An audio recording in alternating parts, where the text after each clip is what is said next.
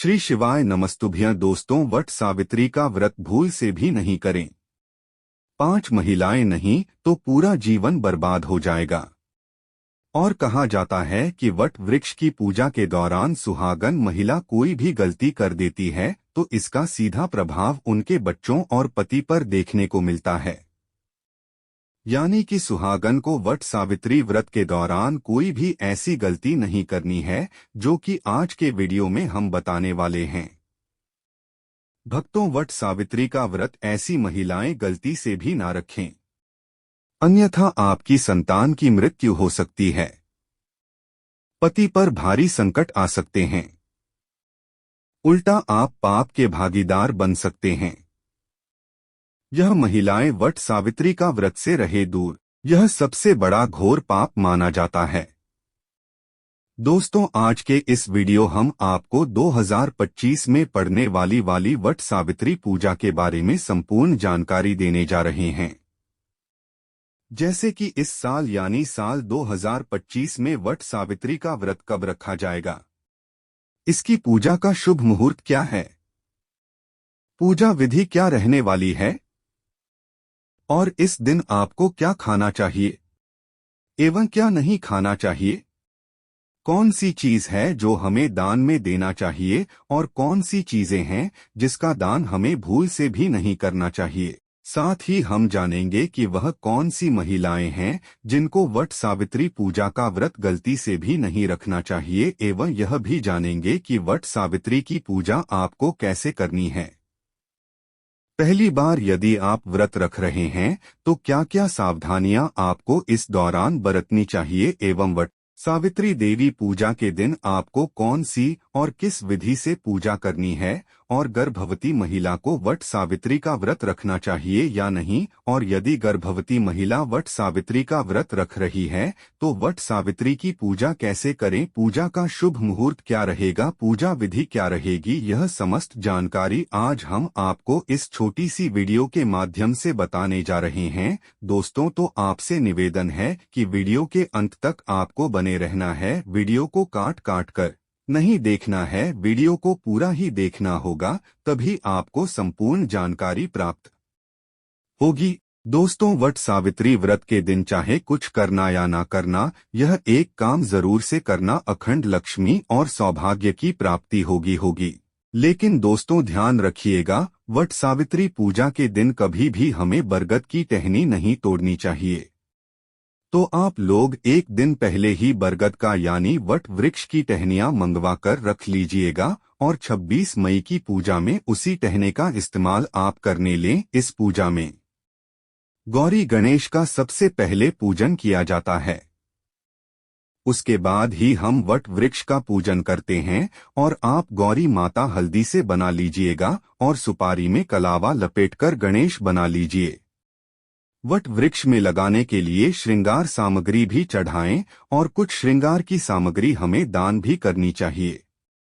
और इस दिन जो भी सीजन फल है वही प्रसाद चढ़ाया जाता है, जैसे कि तरबूज, खरबूज, पपीता, अंगूर, आम, जो कुछ भी उधर मौसमी फल अभी उपलब्ध हो उस फल को आप जरूर चढ़ाएं। और फिर वृक्ष को आपको हवा जरूर करना है, यानी कि आप यहां से निर्मित पंखे से वट वृक्ष जी को हवा जरूर कर दें।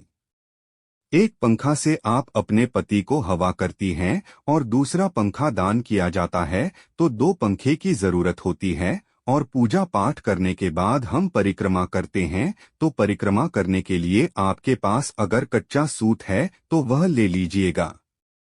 अगर कच्चा सूत नहीं है तो आप मौली धागा से भी परिक्रमा कर सकते हैं।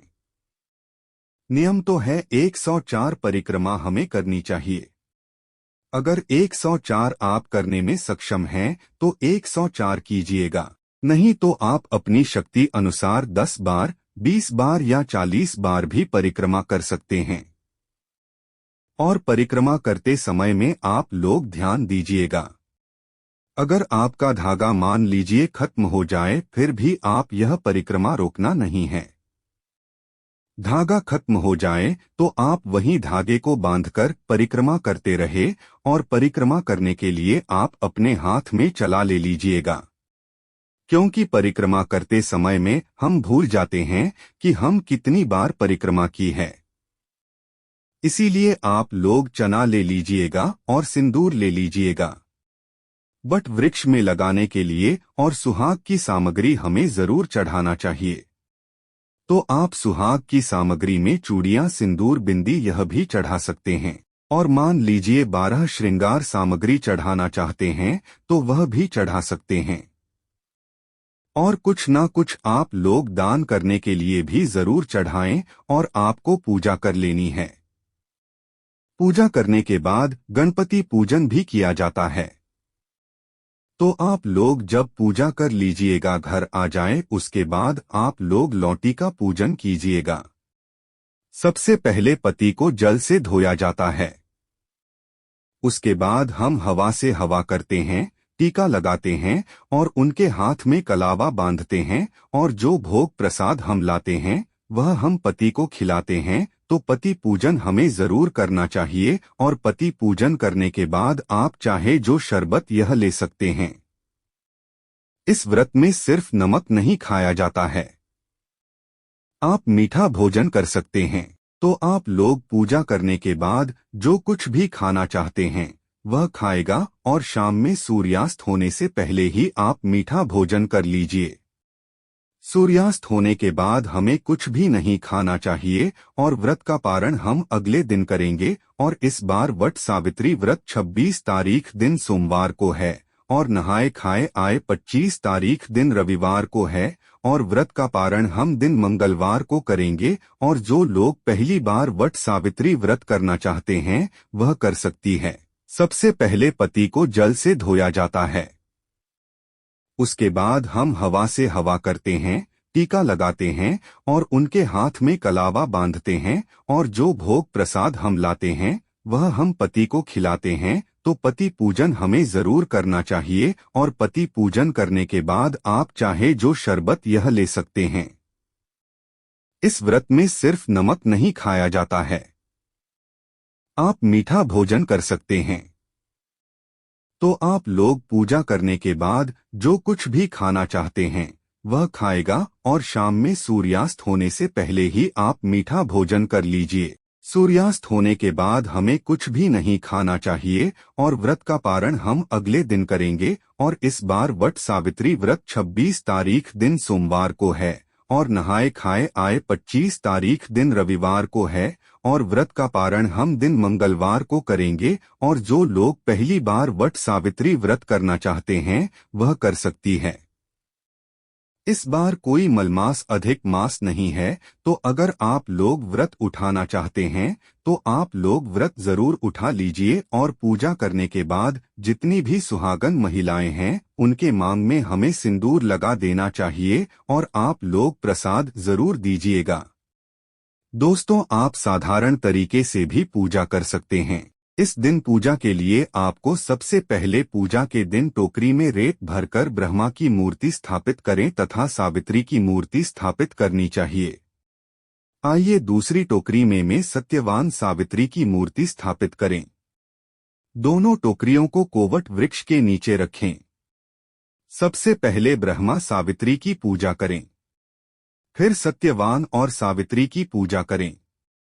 इसके बाद वट वृक्ष को जल, फूल, कच्चा दूध, चना, गुड़ तथा धूप दीप से पूजा करें। जल छिड़क कर वृक्ष के चारों ओर कच्चा धागा लपेट कर 3 बार परिक्रमा करें। वट के पाइपों की माला पहनकर कर कथा का श्रवण करें। दोस्तों, शास्त्रों के अनुसार बरगद के वृक्ष के तने में भगवान विष्णु, जड़ों में ब्रह्मा और शाखाओं में भगवान शिव का वास है। इस वृक्ष में कई सारी शाखाएं नीचे की ओर रहती हैं जिन्हें देवी सावित्री का रूप माना जाता है। इसीलिए मानता है कि इस वृक्ष की पूजा करने से भगवान का आशीर्वाद प्राप्त होता है और मनोकामनाएं पूरी होती हैं। संतान प्राप्ति के लिए इस वृक्ष की पूजा करना लाभकारी माना जाता है। मान्यता है कि ज्येष्ठ मास की अमावस्या तिथि के दिन वट वृक्ष की छाव में देवी सावित्री ने अपने पति की पूर्ण जीवित किया था। तब से वट वृक्ष की पूजा की जाने लगी। हिंदू धर्म में जिस तरह से पीपल के वृक्ष को भगवान विष्णु का प्रतीक माना जाता है, इस तरह बरगद के पेड़ को भगवान शिव का प्रतीक माना जाता है। दोस्तों, इस दिन कौन सी गलतियां भूलकर नहीं करनी चाहिए? सावित्री के व्रत में ऐसी कौन सी चीज है जिसे सावित्री माता को नहीं चढ़ाना चाहिए तथा पूजा में इन चीजों को शामिल नहीं करना चाहिए? नहीं तो आपका व्रत टूट जाएगा और आपको पाप लग जाएगा। दोस्तों, यह व्रत महाराष्ट्र, यूपी, बिहार और झारखंड में इस पर्व की अहमियत बहुत ज्यादा है। यहाँ विदेश में रहने वाली महिलाएं भी अपने पति के लिए यह वट सावित्री व्रत अवश्य रखती हैं।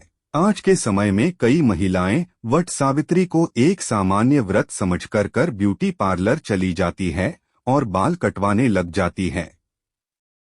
मंगलसूत्र सुहाग का प्रतीक है, इसलिए वट सावित्री के दिन इसे गले में अवश्य धारण करना चाहिए।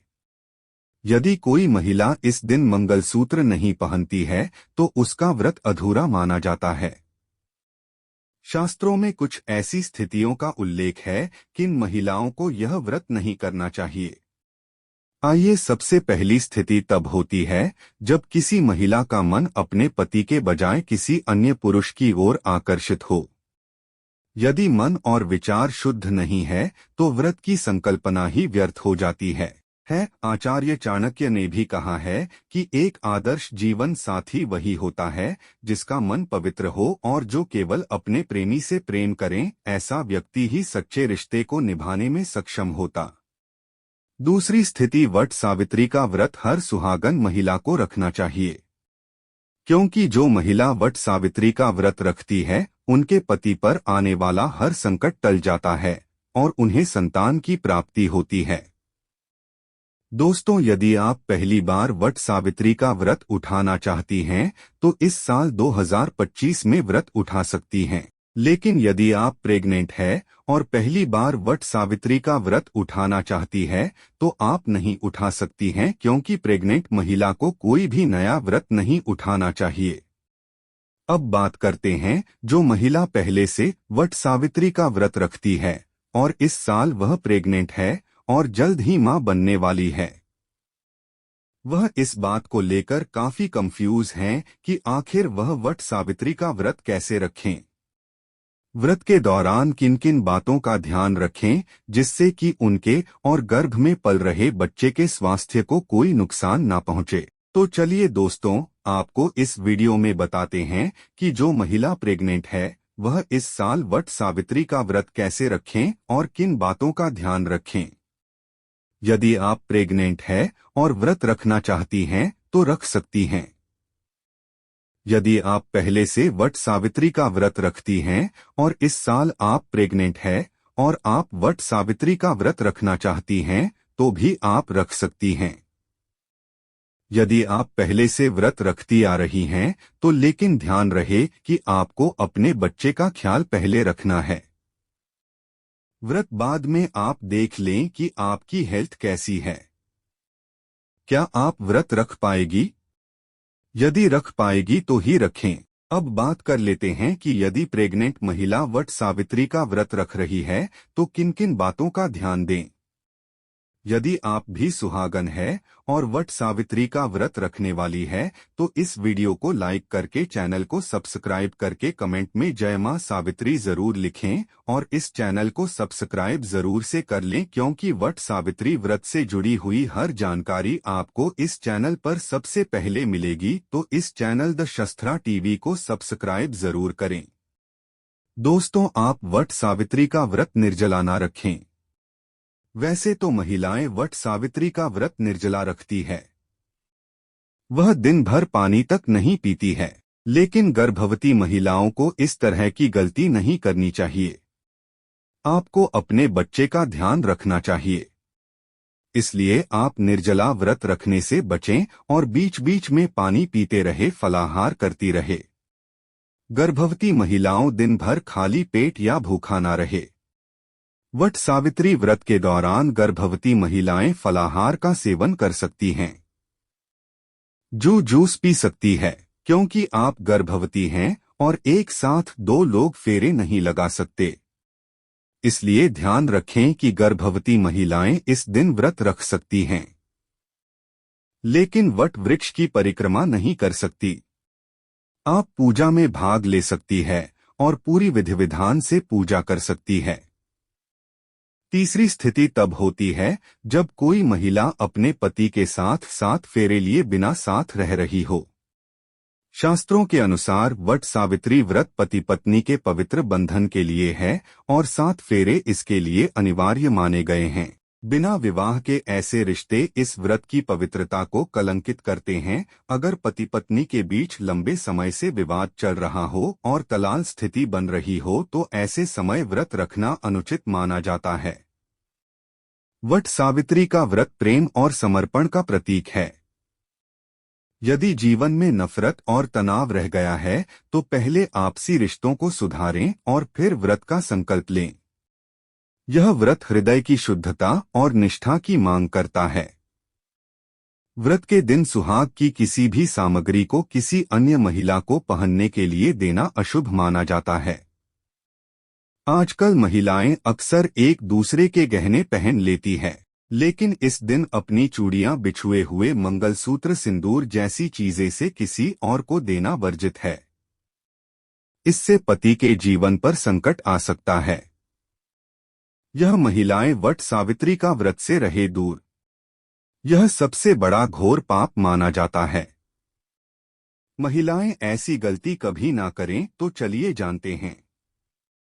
भक्तों, शास्त्रों के अनुसार जो लोग अधूरी शादी करते हैं वह शास्त्र का अपमान करते हैं।